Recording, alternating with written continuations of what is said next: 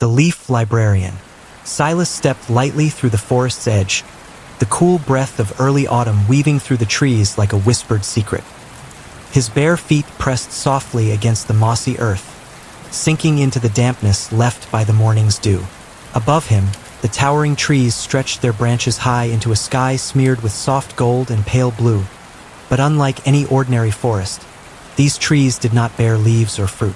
Instead, from their limbs hung volumes of all sizes, books bound in bark and leaf, their pages fluttering faintly in the breeze like restless wings. Silas had known this place since childhood, the Forest of Whispers as the villagers called it, though he preferred a simpler name, the Book Grove. Here, knowledge and dreams grew like branches, ripe to be gathered and tended. He was the Leaf Librarian, guardian of these living libraries, tasked with the delicate balance between tree and tale. This year, the autumn had come too early, sudden and sharp as a crack of thunder.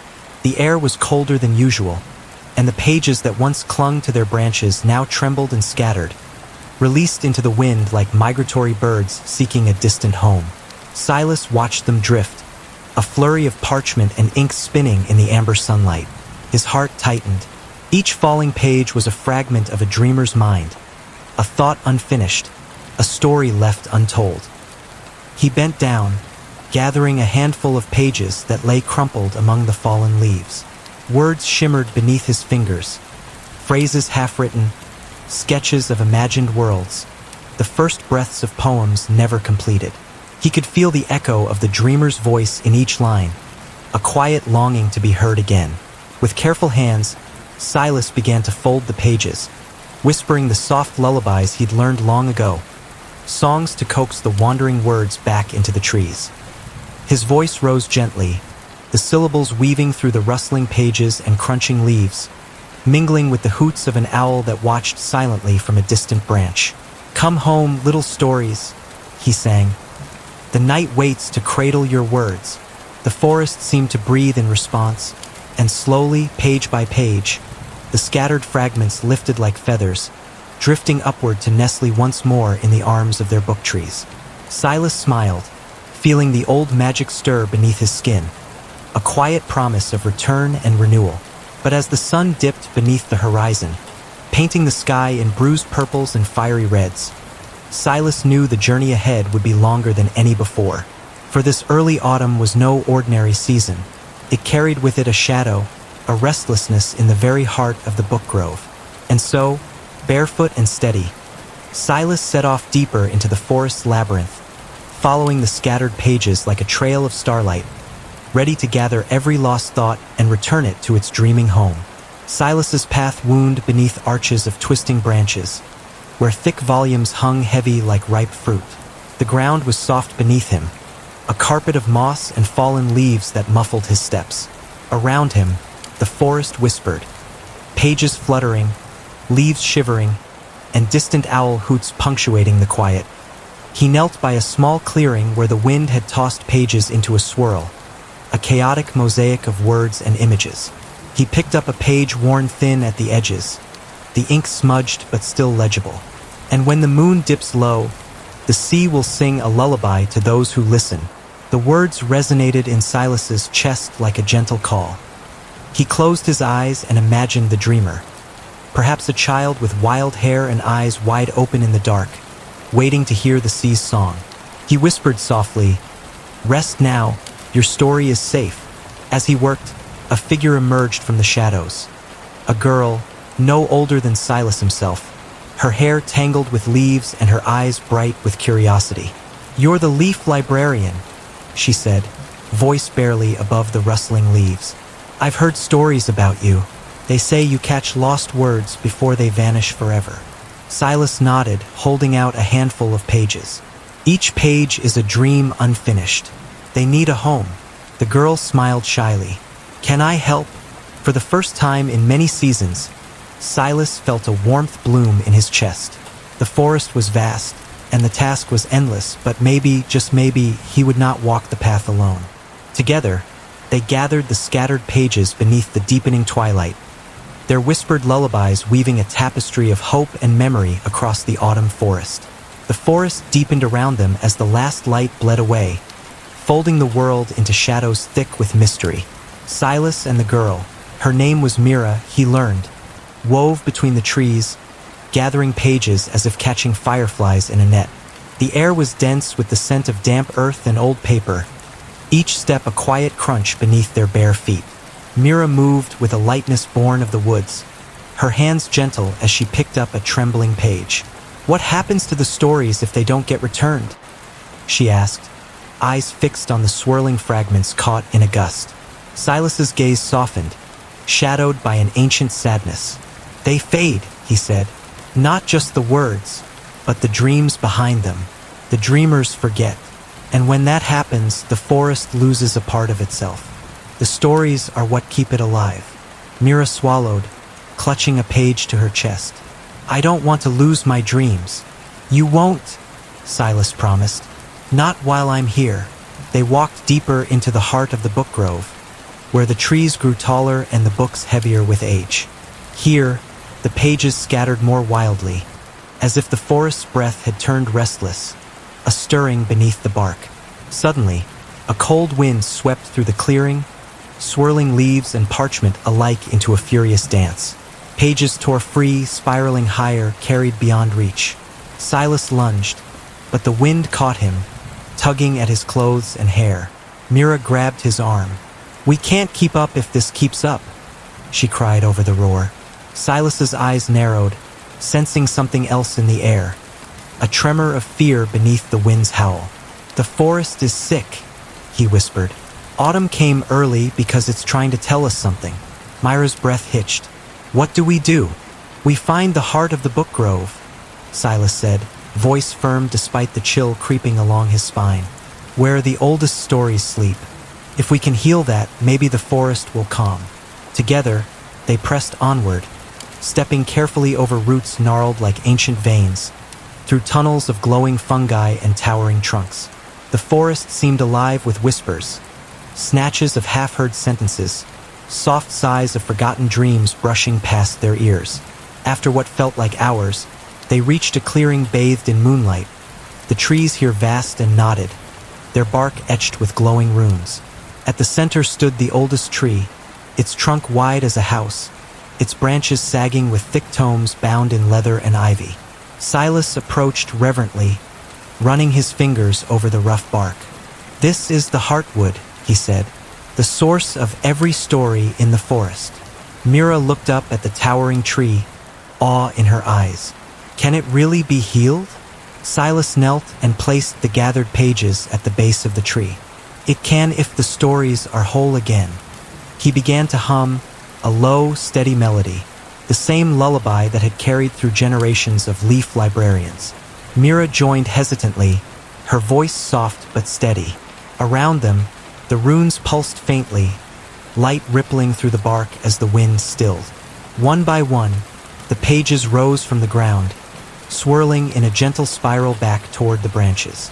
Words reassembled, sentences mended by the song, the stories knitting themselves whole. The forest exhaled, a breath of wind that carried warmth and peace. The early autumn chill faded, replaced by a calm that settled deep in the roots and leaves. Silas smiled at Mira, eyes shining in the moonlight. "The stories are safe once more." Mira nodded, a newfound strength in her gaze. "Then I want to help you keep them safe." Silas reached out, taking her hand. "Together, we'll make sure no dream ever falls forgotten again." The night wrapped around them like a soft cloak, the rustling pages now a gentle symphony beneath the stars, the lullaby of a forest that dreamed forever. The days that followed were a quiet unraveling of old routines and the weaving of new threads. Mira woke with the sun, her feet already itching to wander beneath the canopy of books, her hands eager to touch the stories still nestling on their branches. Silas taught her the language of leaves and ink, the way to listen for the tremors of a lost phrase, the hum of a half-remembered dream. "Every page is alive," he told her one morning, as the golden light sifted through a lattice of leaves. "They carry more than words. They carry feelings, hopes, fears, the weight of what could have been and what might still be." Myra's fingers trembled as she cradled a freshly fallen page, the ink warm beneath her touch. She traced the curling letters, reading aloud softly. Beneath the twilight's silver gaze, a child waits for the story to begin. Silas smiled. That one's a beginning. You can almost hear the heartbeat of the dreamer, waiting to breathe life into those words. Together, they made their rounds through the forest, moving between towering trunks and curling roots, gathering scattered leaves of paper and song. As the weeks folded into one another, Mira found herself growing lighter in spirit, in hope, as if the forest's magic seeped into her very bones. One afternoon, as they rested beneath the shade of a great tome tree, Mira asked, "Silas, where did the book grove come from? Who planted these trees that grow stories?" Silas's gaze drifted upward, eyes tracing the ancient bark etched with stories older than memory. "Long ago," he began, voice low and steady, "there was a dreamer who wished to preserve the thoughts of all who ever dreamed. He planted a single seed, and from it grew this forest, a living library where dreams take root and grow." Mira listened, enraptured. "But," Silas continued, "the forest is fragile, tied to the care of those who tend it. If stories are lost or forgotten, the trees weaken. That's why the leaf librarian's role is so important, because the stories keep the forest alive, and the forest keeps the stories safe." Mira nodded, a deep understanding settling within her. "I want to help. I want to be a guardian too." Silas smiled, warmth blooming in his eyes. "Then you are already part of this story." The seasons turned slowly, the forest shifting from gold to amber to the deep rust of late autumn.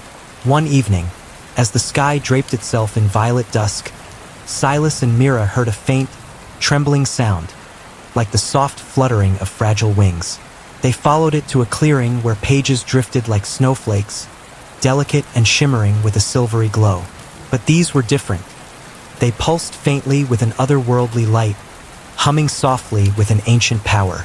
Silas frowned, reaching out to catch one, feeling a current of energy ripple beneath his fingertips. "These are no ordinary pages," he murmured.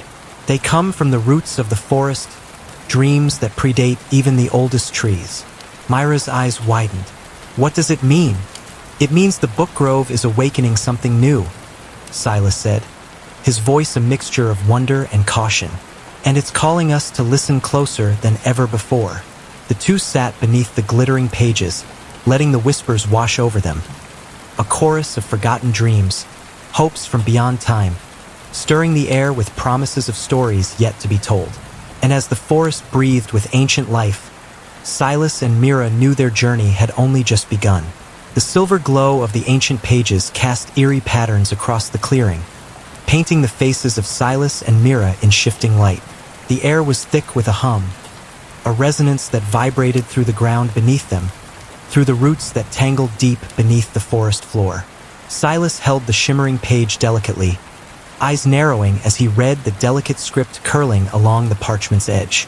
From the first breath of dawn, when time was yet a whisper, the dreamer sowed the seeds of thought, where dreams and reality entwine. A shiver ran down Silas's spine. "This is the core of the book grove's magic," he whispered. "It's the original dream, the source from which every story in this forest flows." Mira leaned closer, her voice barely audible. "If these pages are awakening, what does that mean for the forest? For us?" Silas folded the page with reverence. "It means the forest is shifting. The stories are no longer just echoes of forgotten dreams. They're beginning to pulse with something alive. The ground beneath their feet seemed to hum stronger now, the roots twisting and writhing as if breathing. From the shadows of the ancient trees, faint glimmers of light pulsed, growing brighter, revealing shapes, figures formed of leaf and ink, half-glimpsed characters born from the forest's deepest tales. Mira gasped as a figure stepped forward. A tall, slender woman with hair woven from autumn leaves, eyes like polished amber. She moved with a grace that seemed both ancient and eternal. "I am Viridia," the figure spoke, her voice a melody like rustling pages, guardian of the dreamer's first thoughts. You who tend this forest, you carry the weight of countless stories. Now, a new chapter begins. Silas bowed his head. We are ready to listen. Viridia's gaze swept the clearing, eyes glowing faintly. The balance of the book grove is threatened. The early autumn winds were a warning, an unraveling of the weave between dreams and waking. You must journey beyond the forest, beyond the edges of memory, to find the lost dreamer's seed. Mira looked to Silas, heart pounding. What is the seed? Not just a seed of wood and earth, Viridia said softly, but a seed of hope, a spark that will renew the forest's soul. Without it, the book grove will fade, and with it, the stories of all who dream. Silas rose, resolve hardening in his eyes. Where do we find this seed? Viridia extended a hand, a trail of golden dust drifting from her fingertips. Follow the path of the whispering winds, through forgotten places where dreams lie hidden. You will know it when you see it. A glow beneath the earth, a pulse in the silence. Mira grasped Silas's arm, determination flickering like a flame in her gaze. Then we must leave soon, before the forest loses more stories. Viridia's form began to dissolve into a swirl of leaves, her parting words lingering on the breeze. Trust the whispers, trust each other. The forest's future is in your hands. As the last light of the spirit faded, Silas looked down at the pages still shimmering in his hand. The weight of the quest settled around him like the forest's thickest moss. He met Myra's steady gaze. Are you ready? She nodded, bare feet pressing into the earth, heart pounding with the promise of the unknown. Then let's follow the whispering winds, Silas said. And with that, they stepped beyond the clearing, beyond the known paths, into the deep wilds where dreams waited to be found, and where the fate of the book grove would be decided. The whispering winds tangled through the towering pines as Silas and Mira ventured beyond the familiar bounds of the book grove. The forest here was older, darker, its shadows deeper, and the air tasted of moss and secrets long kept beneath layers of time. Barefoot, they felt every root and stone beneath their soles, each step a quiet conversation with the earth. Above, the trees no longer bore books but strange silver leaves that shimmered faintly in the moonlight. The pages they carried fluttered softly, eager to be returned, yet tempered by the urgency of their mission. Silas clutched them close, feeling the faint pulse of life in their delicate fibers. Mira shivered, pulling her cloak tighter around her shoulders. Do you think the dreamer is still out here? Silas's jaw tightened, eyes scanning the forest's edge. If the seed exists, it must be buried deep, hidden by the dreamer or those who sought to protect it. The night was alive with sound, the distant call of an owl, the rustle of leaves whispering ancient riddles, the steady crunch of their footsteps. Suddenly, a soft glow flickered ahead, a lantern-like light bobbing gently among the trees. Look, Mira whispered, pointing. They quickened their pace and soon found a narrow path marked by glowing stones, each etched with runes pulsing faintly with an amber light. The path seemed to beckon them forward, winding deeper into the wilds where the air grew cooler and thicker. After a time, the trees opened onto a glade bathed in silver moonlight, where the ground was carpeted with thousands of tiny flowers, each petal shimmering with dew like drops of starlight. In the center stood an ancient stone pedestal, carved with intricate symbols that pulsed faintly beneath their touch. Silas approached, heart hammering. This must be the resting place. Mira knelt, brushing a hand over the pedestal's surface. There's something beneath it. Together, they pressed down on the stone, and the ground trembled softly. With a low rumble, the pedestal shifted, revealing a hidden chamber beneath the earth. A faint, golden light spilled upward from within, warming the chill of the night.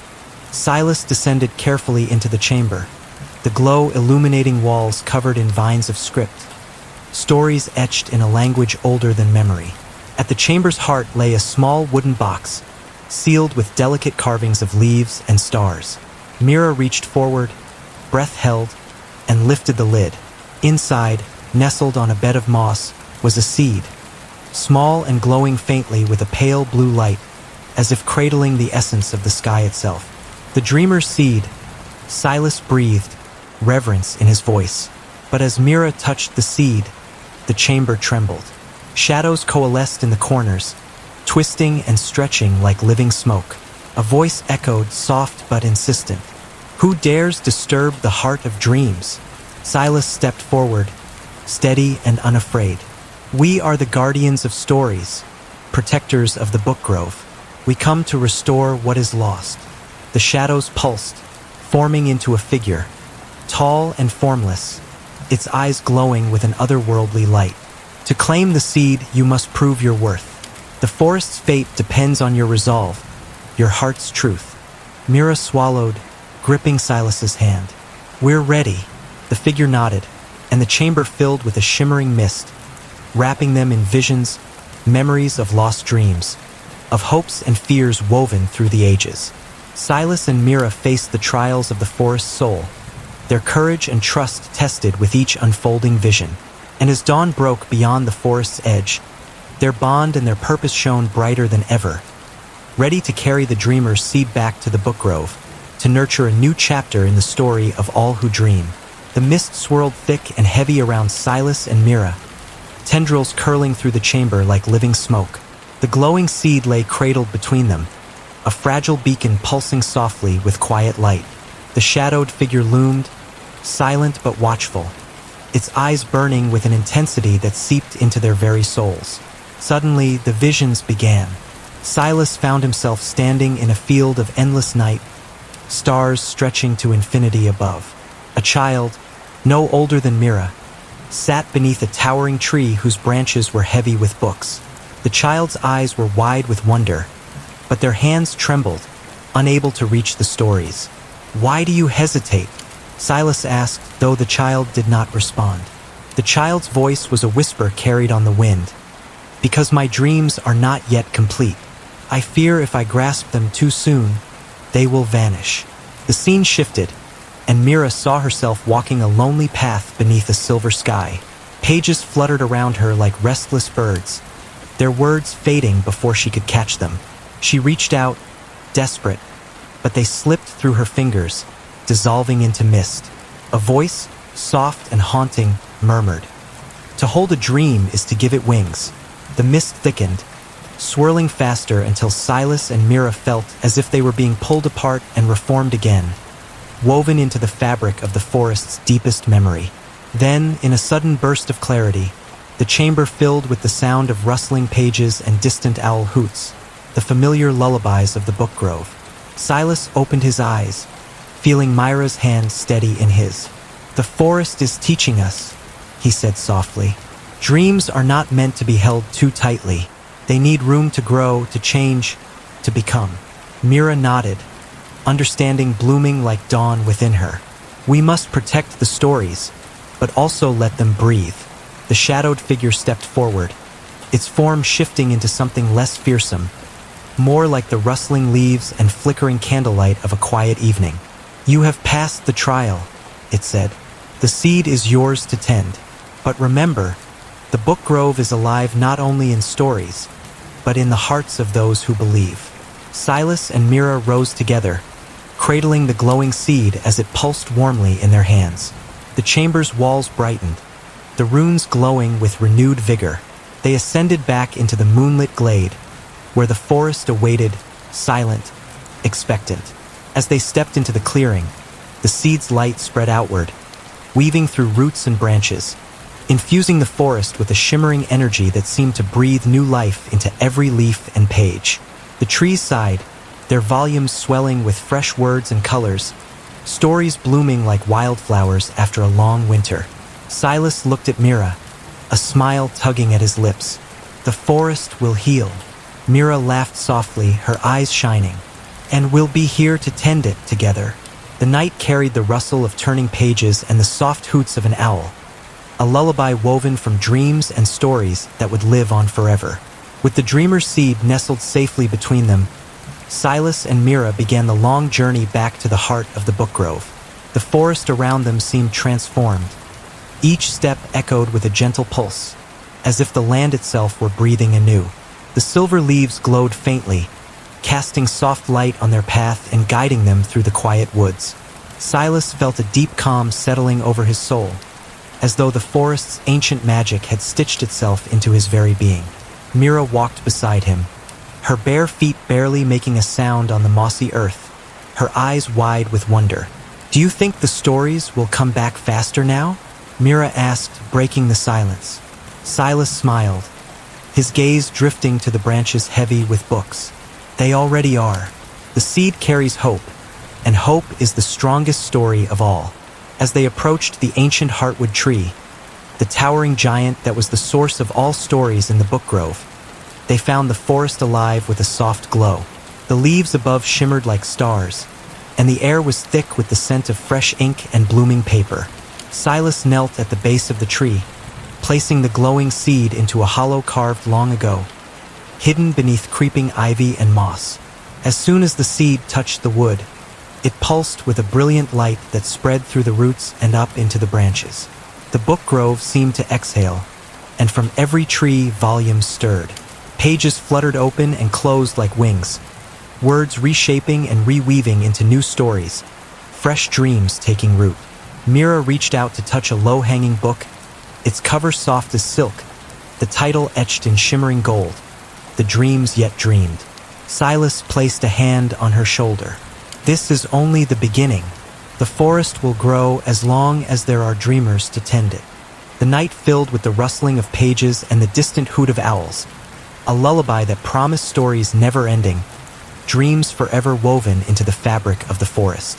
Together, Silas and Mira stood beneath the canopy of living books, their hearts beating in time with the forest's ancient song. Guardians of the stories, keepers of the dreams, the leaf librarians forevermore. The end.